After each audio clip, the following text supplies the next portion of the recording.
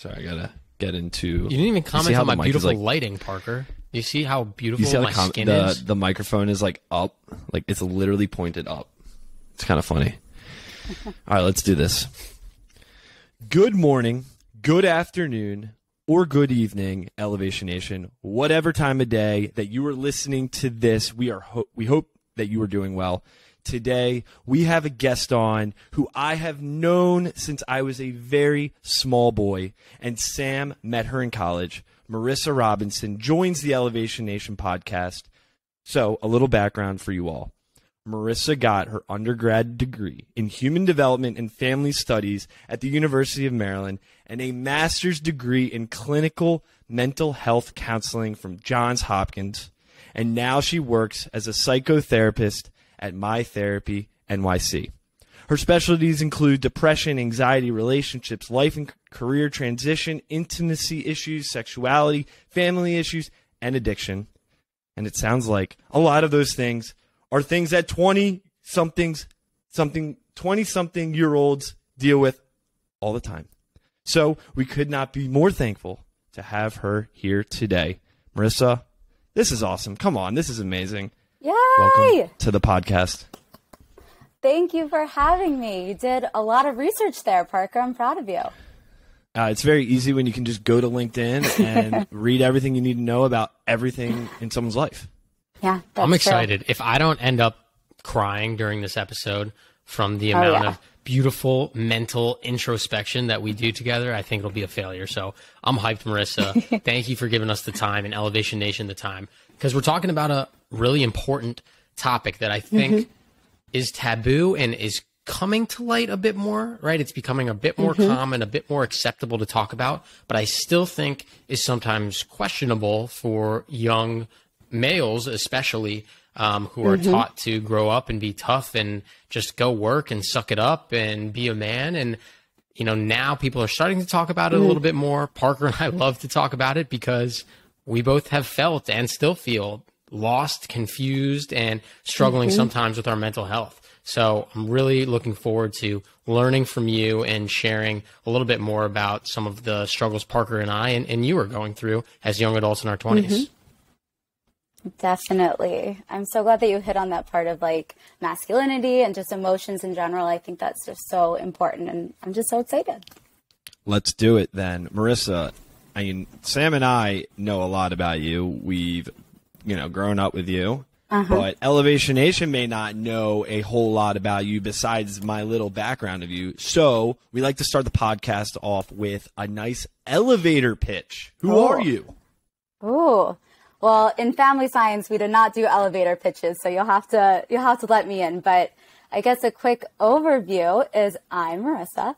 I am, like you said, a psychotherapist in New York City, which is just so exciting and just so exciting to say. This is something I've always wanted, and I am so passionate about mental health, about emotions, about undoing shame, undoing aloneness. And just supporting and connecting with people. So A, I'm just so excited to be here. And B, I love what you both are doing by having these real conversations. So I guess what else can I add to the elevator pitch? Teach me. Well, the point of the elevator pitch is that you're in the elevator. You only have 20 seconds. I thought that was perfect. Sam, what do you think? Cool. You're the business school grad. That was perfect timing. You would have totally aced the Smith School of Business elevator pitch class. So beautiful job. So, Marissa, wow. Elevation Nation is pretty familiar with this, and I know you are because you're a listener and a fan of Elevation Nation. But just to refresh for our new listeners out there, Parker and I are obsessed with a concept we call mental fortitude. And mental fortitude to us is the missing piece that young adults don't necessarily have, but need to learn how to master in order to really just come into adulthood and be successful. And so we break down mental fortitude into three main pieces. You have self-awareness, understanding who you are, vision, where you want to go, and then accountability, how you're going to get there. And I see you smiling. Elevation Nation, if you're listening, Marissa is cheesing from ear to ear because I know that a lot of those topics relate so much to mental health, and I'm sure some of the things that you talk to your clients about. So I'm really excited to get into those three topics with you and really just hone in on mental health as a whole. So thank you for your elevator pitch. I want to now go into this first section, which is self-awareness and understanding not just who you are, Marissa, but for other people, for other young adults, for some of your clients. Why is it important to understand who you truly are, not who other people think you are or what other people expect upon you, but who you are at your core, and how do you help some of your clients discover that? Oh, yeah. That is such a big question and such an important question. I feel like self-awareness, and I feel like this is where we're going to get into it, is the most important piece to anything. I think when I think about like connection with other people, when I think about living a fulfilling and purposeful life, it all comes back to knowing who you are. And at the end of the day, if you don't know who you are, then no one's going to know who you are. And I think that it's everything, really. I think when I'm talking to clients, we have, and I think that we can all relate, we all have defenses and things that we put up on a daily basis to hide us from our true self, our emotions, because as you mentioned earlier, right, even like toxic masculinity and feeling like, oh, just rub some dirt on it, or, don't feel your emotions. We've built naturally all these defenses in our life to kind of protect us from who we really are because of childhood dynamics and, like I said, societal issues. And these defenses protect us, right? It could be like perfectionism or intellectualization or just kind of like blocking, like even dissociation, like blocking our true selves. And it's there to protect us, right? If I am in a boardroom, right? If I'm at work and I'm with a bunch of my bosses, it's going to be really hard for me to feel my emotions and start crying, right? We don't really want to do that. That probably wouldn't be the most effective. And instead, so it protects us, but sometimes it does too good of a job, these defenses. And instead, we want to work with them. We want to give them a nice hug and show a lot of compassion to them because they're protecting us. And they're also kind of hiding us from like the real shit of who we are, of what we want, of our emotions on a daily basis. And I think that's really my framework, my therapeutic framework, is how can we work with these defenses, work with our anxiety, work with mental health issues such as, depression, anxiety, and more severe mental health issues, work with our defenses and get to the more open-hearted space of this is me, I'm okay with me, I love myself, I can look at myself in a mirror and know who I am. And it's hard to do, but I guess I'll stop there because I'm noticing I'm talking a lot, but how does that all land with you both? There's never too much talking on a podcast because without talking on a podcast, we don't have a podcast.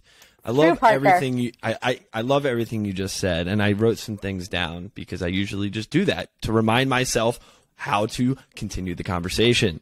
Beautiful. So I love what you said about perfectionism.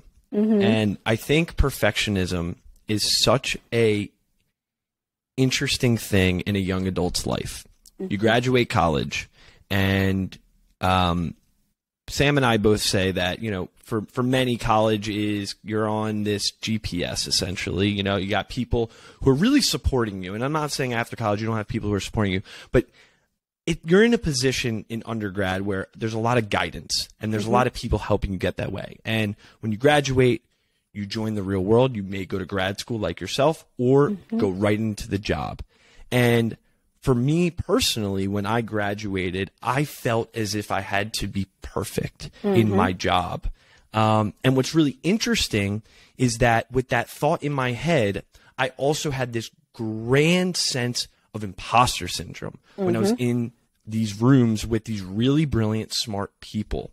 And what happened was, especially my first year out of school, and sometimes even today, is I really lost touch with myself because of these feelings. And Sam and I, this is part of the reason why Elevation Nation was started in the first place, was that we felt young adults also felt this way. And it was so difficult at times to know truly who you are because you have those external pressures that you're just, no one's putting them on you besides yourself. Yep, exactly. It's really hard. It's really hard. Totally. I mean, it's very difficult to feel like you're in a room. You have to like bring a sense of self that you create in your own mind, like, hey, I got to be this way, but you necessarily can't or shouldn't. And then at the same time, like that feeling of imposter syndrome, like, damn, why am I even here in the first place? As a young adult, that's tough. So I'm curious, from your perspective, like, what are some things that people can do when they have those thoughts to become more cognizant with themselves and bring them back and almost level themselves out? Yeah. I mean, I first want to speak to, I totally agree. I mean, I even said in the beginning, when I introduced myself, I was like, it's so exciting to say that I'm a psychotherapist in New York City.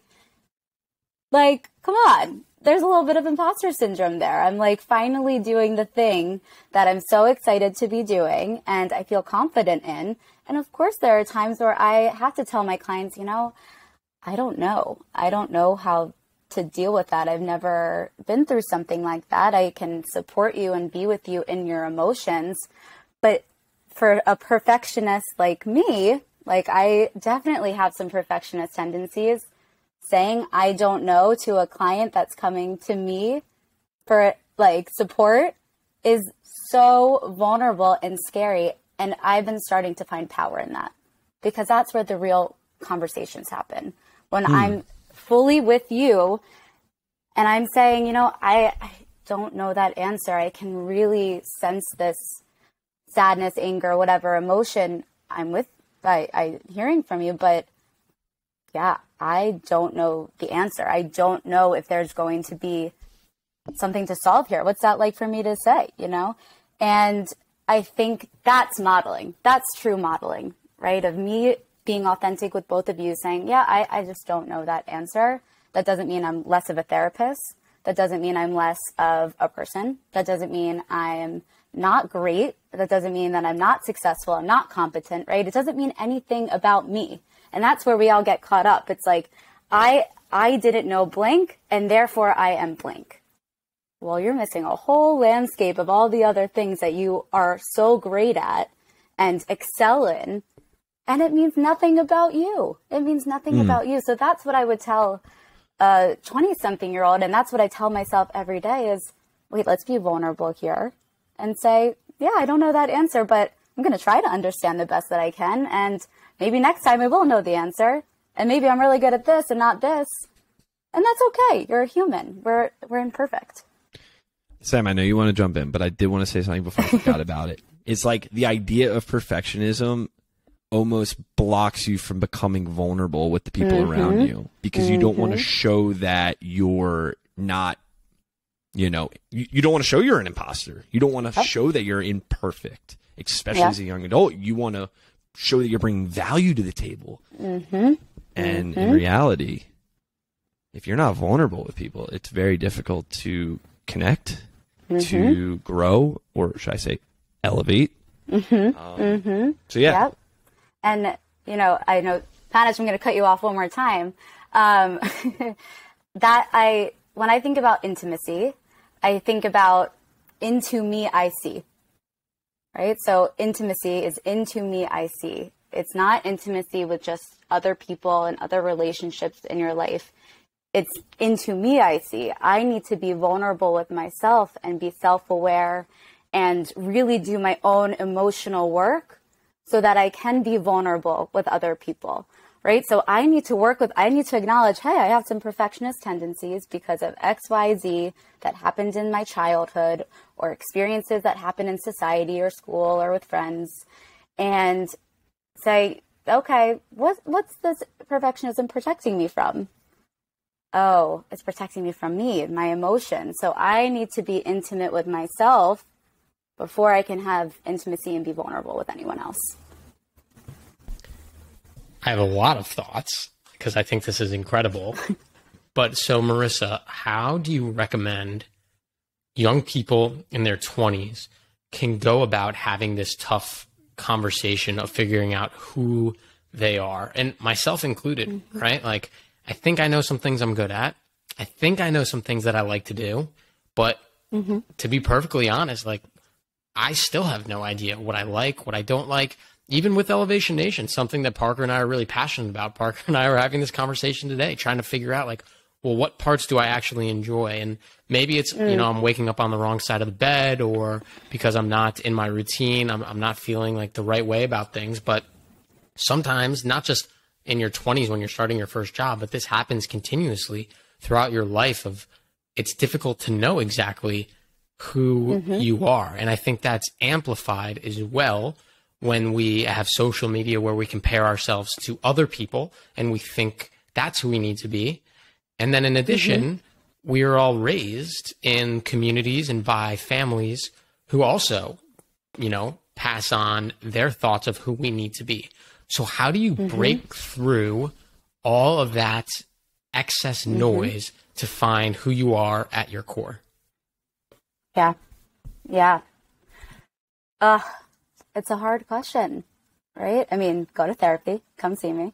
But truly, what I think I've been really practicing this lately, and I'm definitely carrying it into as we turn the new year here, is to continually check in with yourself, right? You said Panitch, college.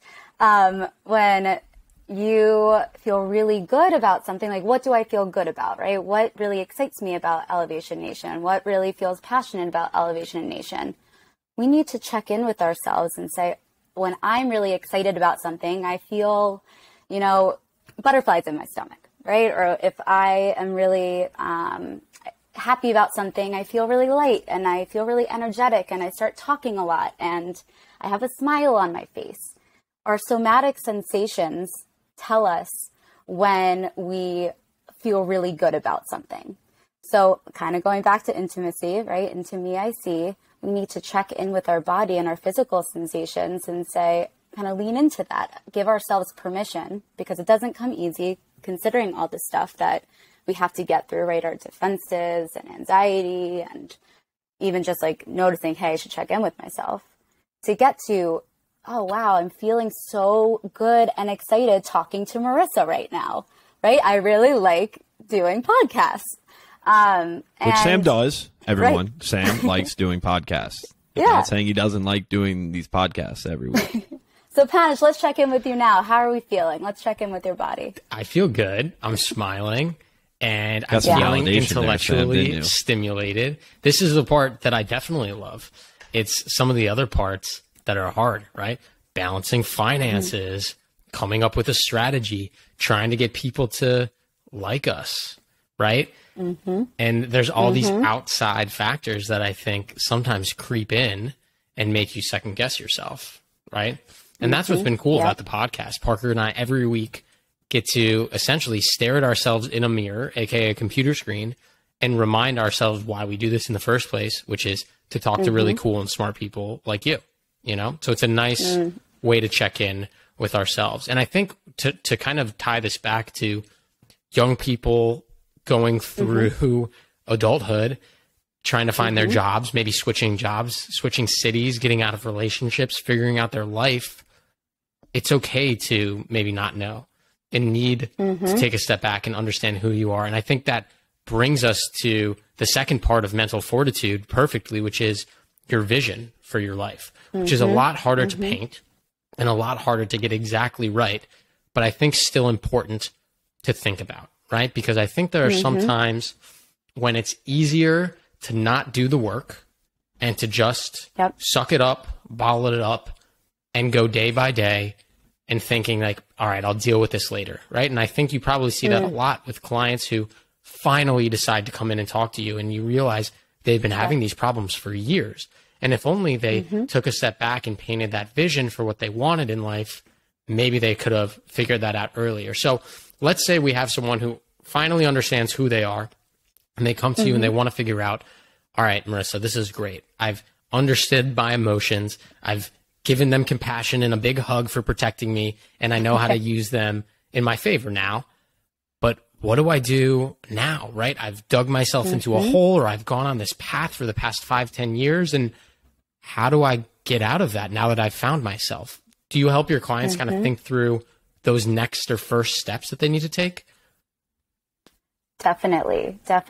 I think I appreciate you taking it to the next step, right? Like now that we're like kind of more grounded, we know we love ourselves, right? We're kind of more in tuned and grounded here. I think that gives us so much permission and freedom. So I want us to know, like, we probably are in a different headspace where it's not like, okay, I need to do X, Y, and Z next, right? It's more open-hearted. It's more light. It's more compassionate. Something tells me that we would be able to access more of our values. And when I think about values, I think about like authenticity, family, connection, philanthropy, loyalty, right? All of these different values. And an exercise I really like to do with my clients is to do like a 5-minute grounding practice. So that's just like breathing in through our nose. Let's do it together, right? Right? Really taking time to breathe and slow down. And even then, like, I just notice, like, right, I feel my body. I feel the weight of my body on my chair. I'm more connected to myself. And here, after that, I just write. Write for 10, set a timer on your phone for 10 minutes and just write about what's important to you. The brain is down. We're not thinking. We're connected. We're letting our self, like our true self, talk here. Like, I love, authenticity, just literally spitballing out words. And sometimes my 10 minutes are gibberish and I'm like, purple is a fun color. But really, sometimes beautiful things come out of it where I'm like, wow, intimacy is just so important to me. How can I create more connections with people throughout, work? So getting yourself in a space that's really safe, really comfortable, and just kind of word vomiting to get to that really core value place, and then giving yourself permission to act on it and forgiveness that you haven't done it yet because you're in your 20s and you're a 20-year-old. Like, I know that we feel so old that we're in our 20s. We're not, right? We're young. We have so much ahead of us, but there's so much that we're giving ourselves permission not to know. And we're forgiving ourselves. Hey, I didn't major in something that, I should have. Who was supposed to teach you that? How were you supposed to know that, right? So giving ourselves a big hug. Yeah. So much I want to pressure. cut off Parker now because I have a question that I think I've been on this weird like history kick lately with some of our podcasts and just thinking back to how times have really changed in the past like 10 years. Okay, hold on. I'm going to get there. It's going to be interesting. Okay. I don't know, Marissa, if you know the answer to this or not, but was mental health as prevalent and just not understood or fixed like 50 or 100 years ago? Like our parents' generation, right? Like, did they have these problems and just bottled them up? Was it not as big of a deal because they didn't have social media to compare themselves to other people, or people didn't get secondary educations as often, and it was kind of just like you were in your small little town, so you didn't know what you didn't know? Right. Or is this just all like exploding now because we have phones that take us anywhere in the world and show us all the possibilities of life? Beautiful question. I love this history inspiration coming out of you. So I see it and I love this authentic part.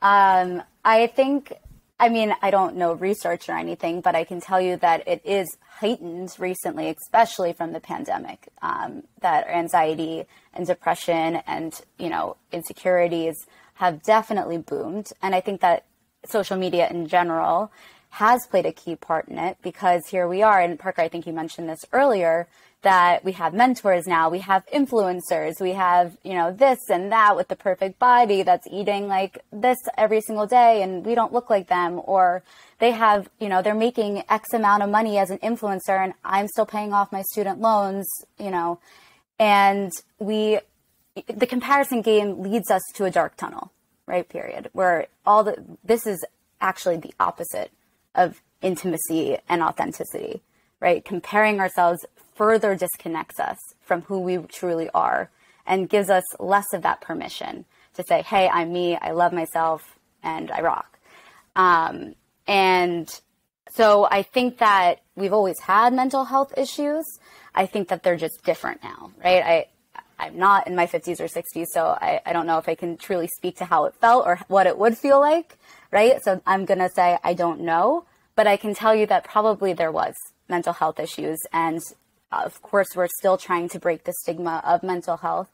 And it just wasn't talked about. Feeling your emotions wasn't a thing. So naturally, regardless of like, I don't really abide by like specific diagnoses, but regardless, there had to be some issues coming out because we weren't feeling our emotions. So I'm going to say yes, not so sure exactly what. And I think they're a little bit different now. Well, I mean, Sam, if you read Sapiens, you would know a little bit about this. It's like up until the 1900s, your whole life was pretty much about supporting, reproducing, and providing. Like, I don't know, like, where's emotions come with that? But when you brought that up, Marissa, about the pandemic, I was like thinking like that back to like the first 2 months, 3 months, whenever we were all like disconnected from each other physically. And like the idea that humans are social creatures, like we're all very, very social. And during that time, I feel like everyone or most people had such an urge for that intimacy, but the only way you could get it is through the phone. It was almost like this, I want to feel connected to other people, and the only way I can do it is through an inorganic way. Yep. So they reverted to the phone, and I think over the last 2 years since then, people have been, as a result of staying home, working from home, not being able to see family, fear of the pandemic, like fear of COVID, are not getting together as often. I mean, that's a fact. And as a result, people are looking at others and thinking that they have connection to them through, maybe they're entertained by them, they want to be like them, they see how cool their lives are. But at the end of the day, when they put the phone down, they're living their life and they're realizing that they're not that. And they're it's a challenge as a young adult. I mean, think about as like a 40-year-old and up, or 30, whomever, someone who has kids, has all these distractions going on in their life where they don't have time to look at TikTok for an hour a day. They don't have time to watch whatever and think about certain things that a 20-year-old person thinks of. Someone in their 20s who isn't married, doesn't have to support a child, they have a lot of time on their hands. And we have been not locked down, but we have been so ingrained in everyone else's shit. Where's time for our shit? Yeah. You know? Yeah. So true. Where is time for our shit? I'm curious. I'm curious what that means to you. Where's your shit, Parker? Where's my shit? I'm not going to say in the toilet. That'd be really weird. No, I think through this podcast, this has been a way Sam and I have been able to connect with people and continue to have that urge, that intimacy that we crave. We like having deep conversations.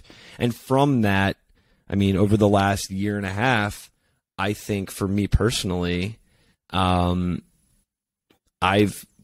put some more blinders on about caring what other people think. Because I always really cared so much about what other people thought about way I do things, because I was getting validation from it. But one day, I don't know when, maybe it was through one of these conversations we had, it was like, why do I need to get validation from another person?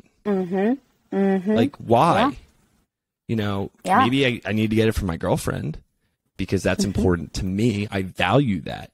But validation needs to start with you. If you continuously wait for other people's validation, that is a recipe for disaster, because usually you're always waiting for someone else to determine the way you go about your life. Completely. I completely agree with you. And I think that it was kind of looking in personally, it was for me in graduate school, kind of going in and me going on a different path. And I think a lot of 20-year-olds can kind of relate to this, is I was in graduate school in a completely different city than all of my friends. So I had to face my shit a little bit earlier and kind of notice, okay, I have been working for graduate school my entire life. And now I have all of this time on my hands. I'm on Instagram and on, all the social media apps, seeing my friends be in New York City, living the best life that I want to be in. And I'm in Baltimore in my parents' house crying because I'm stressed out about work. So I know it's not pandemic and probably era. not even being there with them. Oh yeah, of course. Right. So social isolation, a different time period, but social isolation, and me having to look into myself and say, Marissa, is this really important to you? Like, Hopkins is hard. I'm so alone.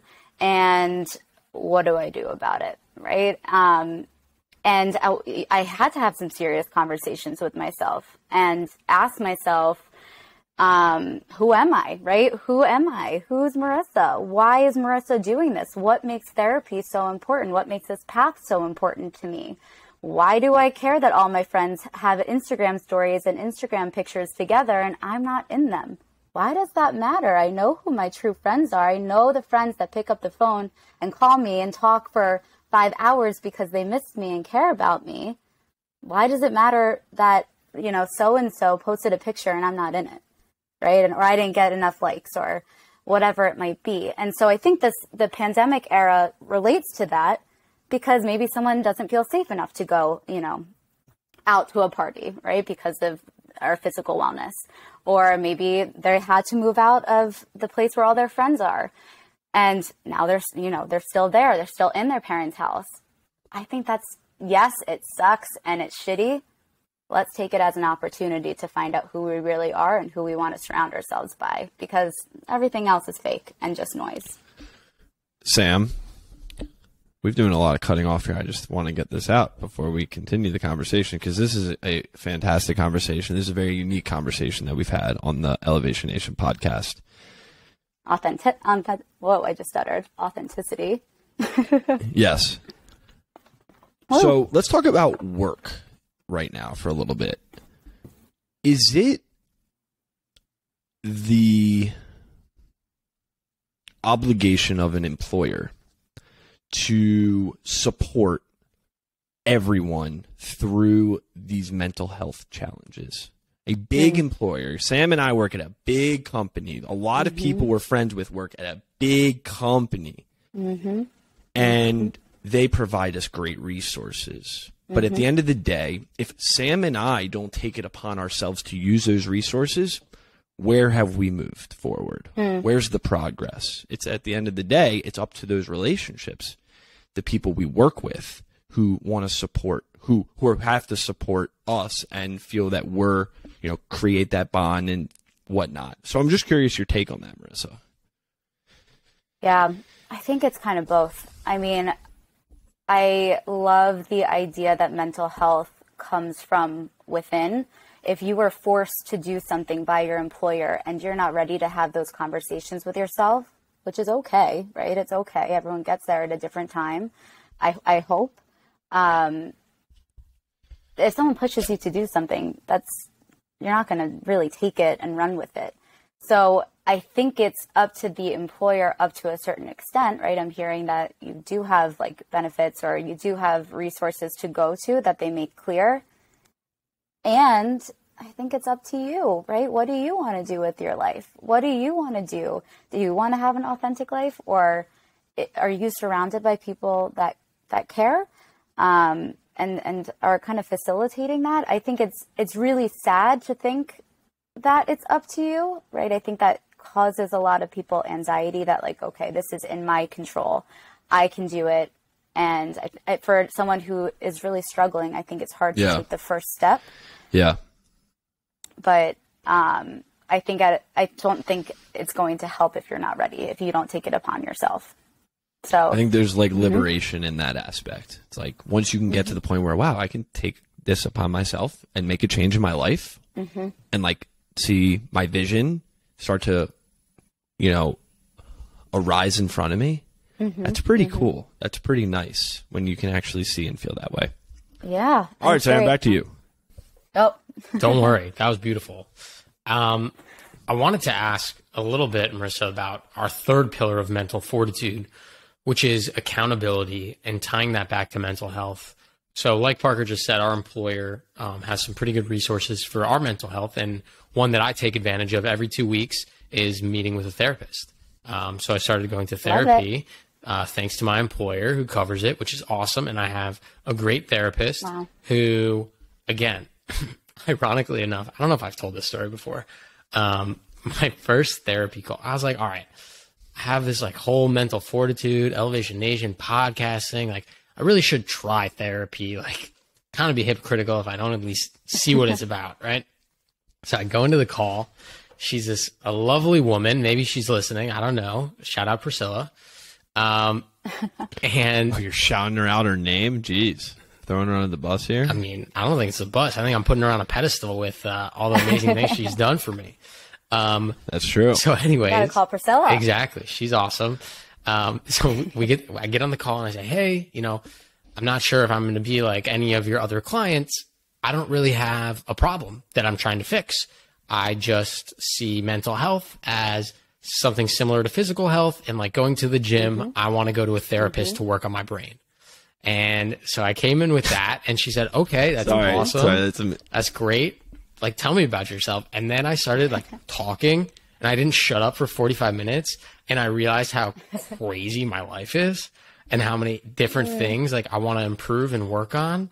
And she just like laughed at the end and was like, so you sure you like have nothing you really like think you need to talk about? And I was like, wow, I never really just like word vomited my entire life and some of the struggles that I have growing up to someone else. So my roundabout story there is just saying that how does therapy help people hold themselves accountable to their mental health, and how do you see it with your clients in terms of, something doesn't necessarily have to be wrong with you to go to therapy and breaking that stigma? 100%. Well, thinking about accountability, I think about it in two ways, right? Like, first of all, I'm holding my clients accountable, right? I have a space for them every single week for 45 minutes, and there's costs associated, right? So there's kind of like a framework to it where it's like, okay, I'm holding you accountable in this way. But I think what's so beautiful about therapy is that it is your choice. You're the one that's coming to therapy, right? Even if I tell my clients, even if we sat and we took some breaths together and did not say one word to each other, beautiful work. Beautiful work.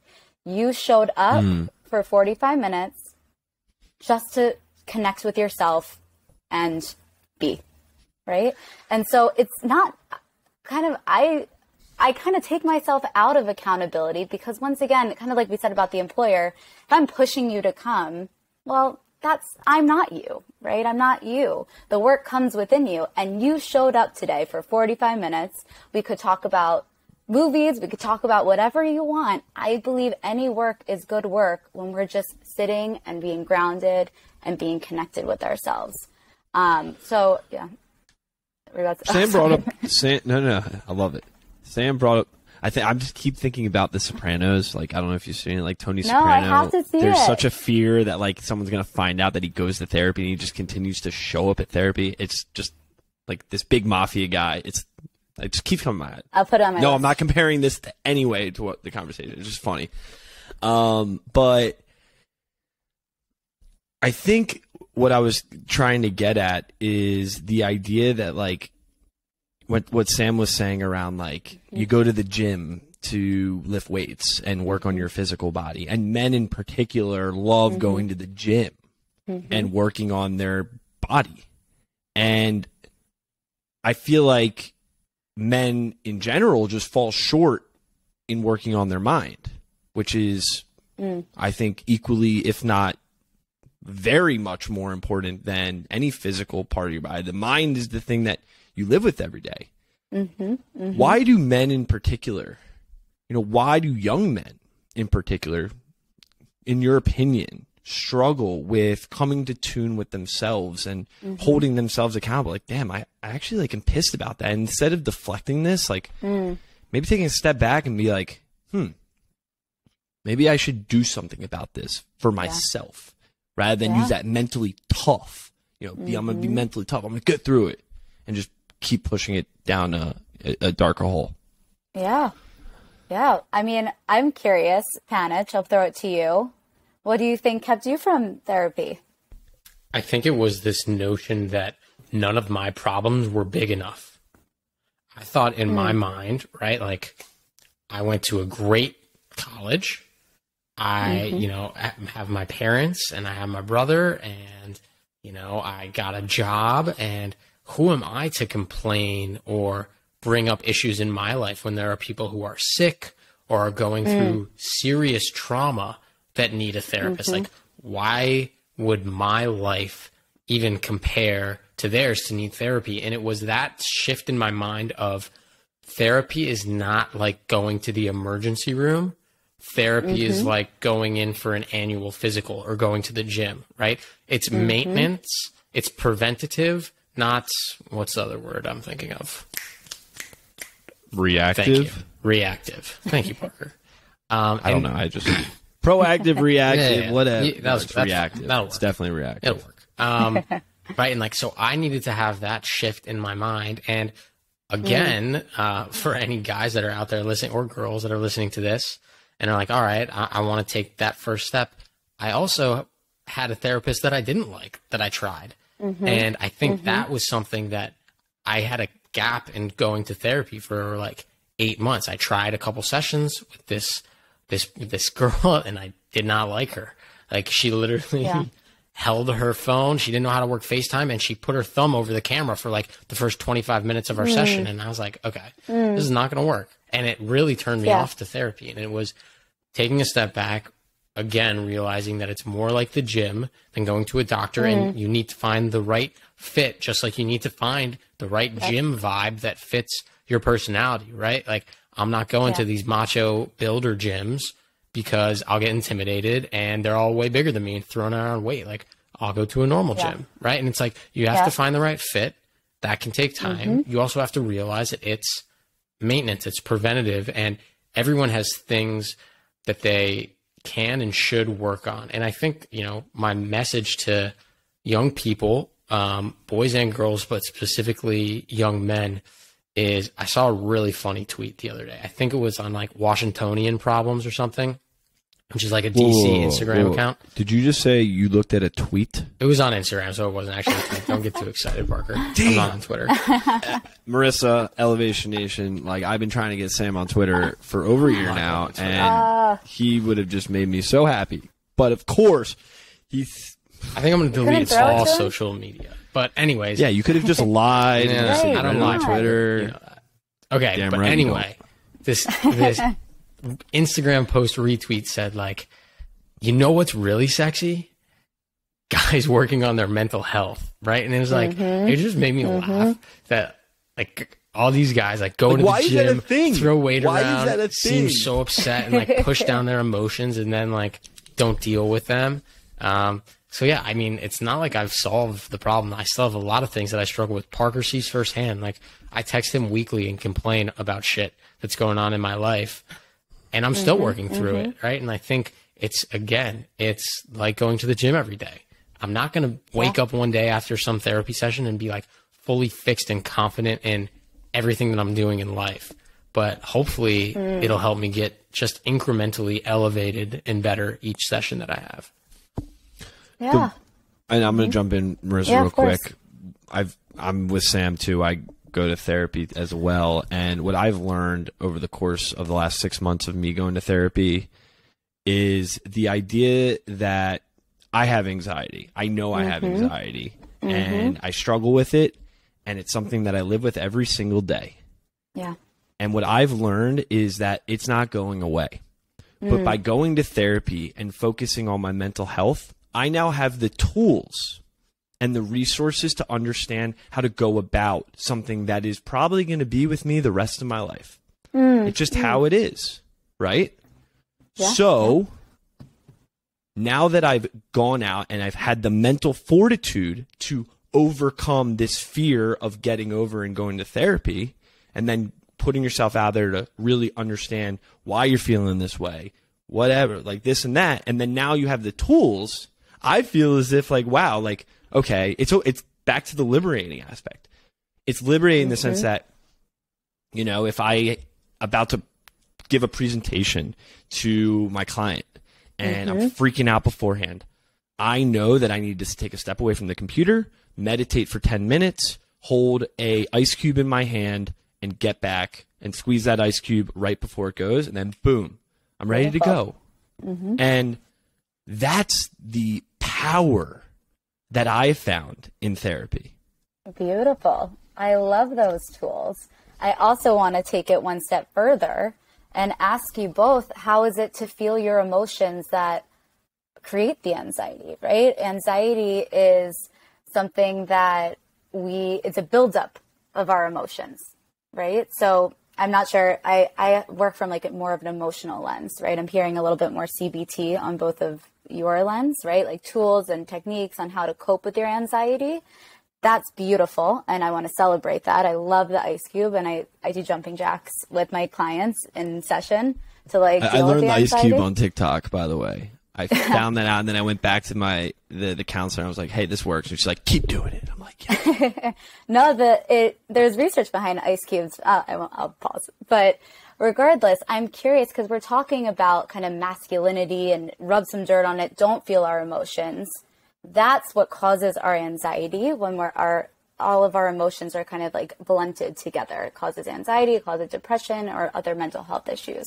I'm curious what it's like for both of you as men to kind of face those emotions and undo some of the shame maybe attached. I'm curious just like your experience. Well, with that, I have a story.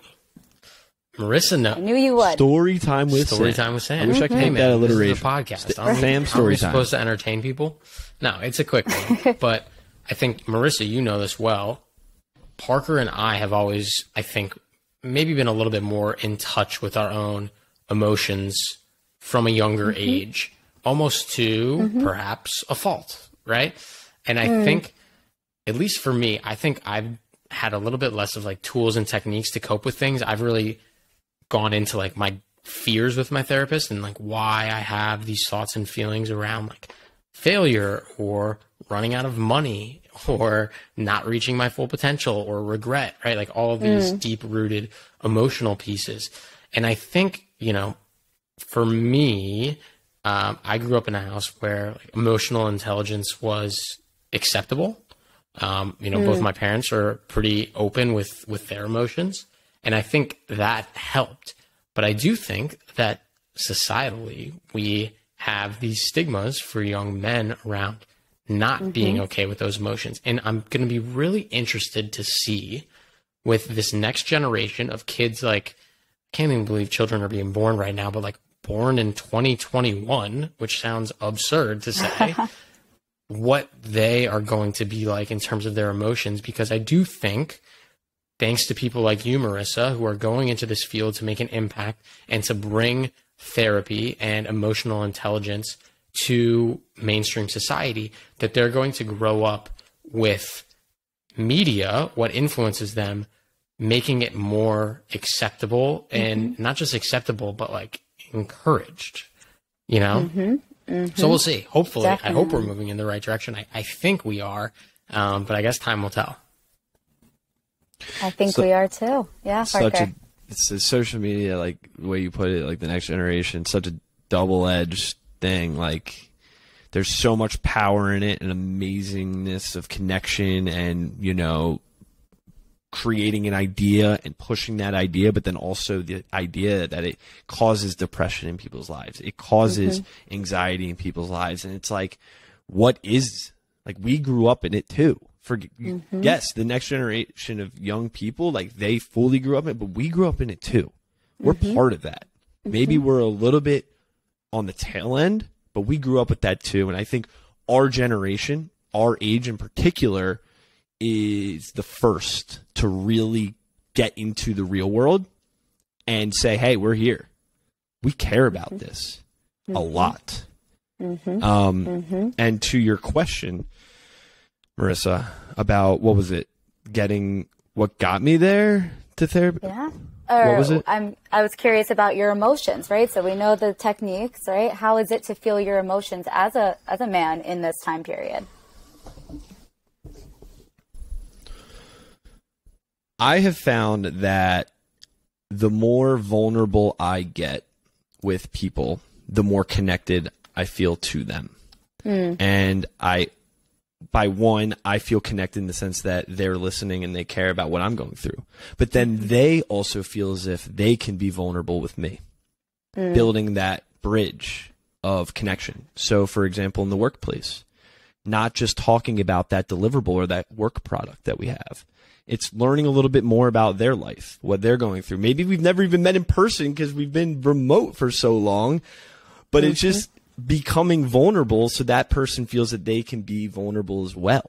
And the power of that, I mean, being emotional with someone else, like emotional connection, geez, like that is the winning thing, I feel like, in any situation. I mean, yesterday I was in a presentation all about this idea of high belonging teams. It's the idea that people feel as if they are emotionally connected to others on their team. And as a result of that, because they have that sense of belonging, they're going to perform better. They're going to produce better. They're going to be more compelled to want to work and bring them their best self to work every day. Yep. Because the days of saying, hey, I'm really good at this specific thing, or I've made this amount of money in this year, I'm the best, if you make the most sales in the entire world, but you have no emotional intelligence or can't ring a room together, you're not going up to the top in this day and age. And that is, I think that our generation is going to put at the front and keep hammering. I really appreciate that. I think you just explained relational therapy is doing it together and being vulnerable.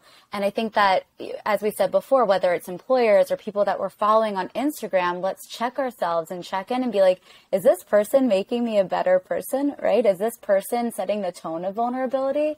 And that's exactly what you just said. And I really appreciate that it's our jobs as maybe mid to late 20-year-olds to set the precedent for younger generations and maybe their early 20s or, even younger. And I want to be that for other people, right? And I'm hearing that from both of you too, through what you're doing here, is let's have these vulnerable conversations, right? Invite a therapist in, let's get vulnerable.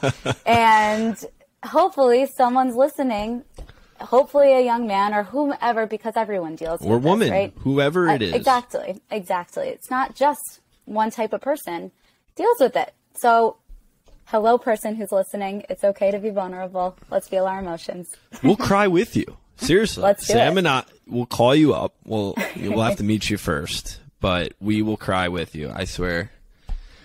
I appreciate that. Create the safety. Meet first. Be in a safe environment before we feel our emotions. Well, we're only meeting people through a camera on a computer these days, so. Okay. Safety first. I love it. I think, Marissa, we've obviously gotten extremely vulnerable here, but I also think more importantly, and again, tying it back to why Parker and I love to do this every single week with people, is we're trying to shed light on some of the struggles that young people go through. And yes, your job is tough. And yes, figuring out who you are is tough. And yes, figuring out what you want to do next is difficult. But what's really most important for, I think, a lot of young people is being happy and feeling comfortable in their own skin. And I truly believe, because I've seen it firsthand, that shifting your mindset, using mental fortitude, and using amazing tools like incredible counselors and therapists and people like yourself can help you. And ice cubes. What was that? And ice cubes. And ice cubes. Yes. Can really help you unlock who you truly want to be at your core. So I want to thank you for opening up and sharing some of this incredible guidance with Elevation Nation. But we do have some final questions that help us get to know Marissa Robinson, the personality, a little bit more. So these are rapid fire questions for you, Marissa. The first one is, what is your favorite book of all time? Ooh, I just read it. The Silent Patient. Crazy. What's it about? Yeah, what is that one? This is rapid fire, I thought, right? It is, but then Parker and well, I, if we've never read the book, we always want to know about it. Next rapid fire question. What's it about? Oh, good one. It's like a psychological thriller. I don't really want to give it away because that would just ruin the book for you, but I really don't prefer to read, and I could not get away from it. So that would be amazing. Is it fiction or nonfiction? Fiction. Sam and I only read nonfiction books. Next. No, I'm kidding. That's not true. Sam and That's not true. I read a fiction book once. What? Oh, wow. Very, very different of you. Like, we're like trying to figure out life, you know, reading about, like, I'm reading a book on Steve Jobs right now, like all this like real shit. You're like, fiction's good. I want to get into it. It's just hard. I trust me. All right. We got it on the list. Next question. Go ahead, Parker. Next question. Marissa, you're a Baltimorean at heart. Yes. You live in New York now. What is the one thing you miss about Baltimore, and what is the one thing that you love about being a New Yorker? Oh, obviously I miss going to the Ravens games every week. We have to take a train there, so I love my Ravens. Something that I love about New York is I can walk outside and go anywhere I want, and it's a whole new place. Beautiful. I second that. I miss going to Ravens games with you guys. I think we have some fun pictures from when we were at Ravens games together. So yeah, maybe we'll post them. Exactly. Okay, and then Marissa, the final rapid fire question for you. I have one more after. Oh, Parker has another. Okay. Oh. Who is the person, right? Like, you are the rock for a lot of people. Who is the rock that you call when you need something? Oh, definitely my mother. Let's shout out to Denise. D-Nice. I think that she's always been the rock for me, and I call her regardless of the time, and she is there for me always. So she's definitely my rock. Amazing. Miss you, Denise. It's been a while. We should get together, at least call each other on the phone and talk about how great your daughter is. But we've always known that. So last question. Sam and I, and I'm sure a lot of people in Elevation Nation, have mantras. Do you have a mantra, Marissa? And if you do, what is it? Yep. I am okay as I am. I wake up every morning and I say that to myself. That's my new routine, is I'm okay as I am. I think that sets the intention of just checking in, right? Everything that we spoke about today, basically. And just, being authentic. I love that. Love it. I think all three of us and all of Elevation Nation, you all are okay as you are. And it's important to remember that. That's beautiful. So, Marissa, this is our last heavy-hitting question for you. We've talked a lot about mental health and also this concept that Parker and I love, mental fortitude. And we broke it down into 3 parts: self-awareness, vision, and accountability. But that's what mental fortitude means to us. What does mental fortitude mean to you? Oh, I want to sit for a second. Mental fortitude.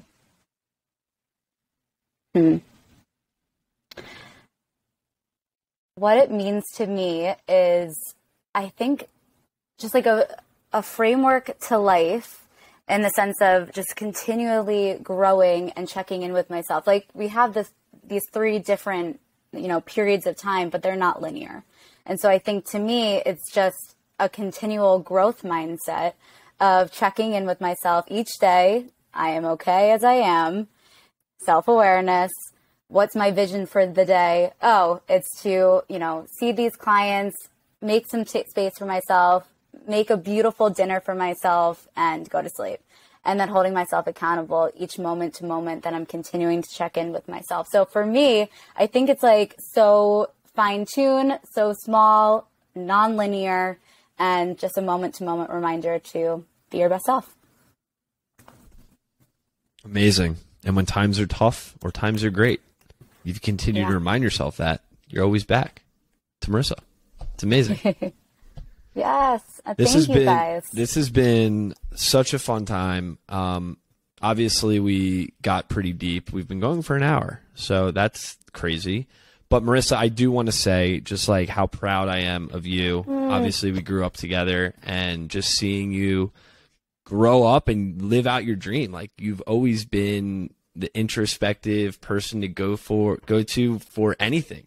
And to see you go through Maryland and go to Baltimore and get your master's degree in something that is you're so passionate about, and now you're living that, and you're helping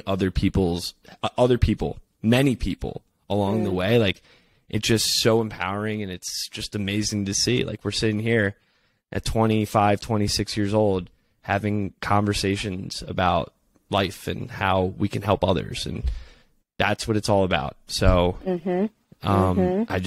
it's just so cool to have this conversation.